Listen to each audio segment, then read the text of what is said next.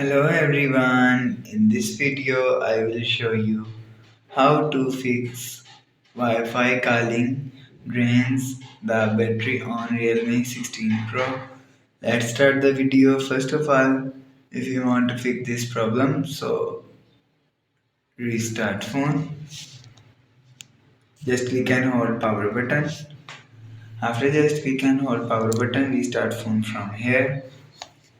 After restart phone, you will see your problem is solved.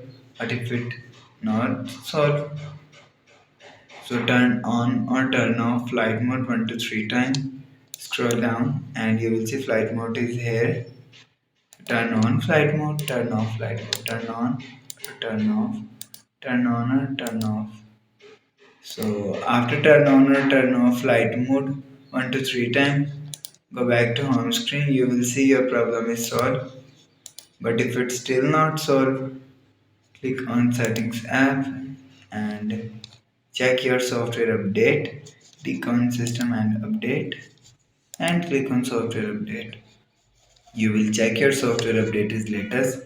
If it not latest, update your software latest. After update your software latest, go back to home screen.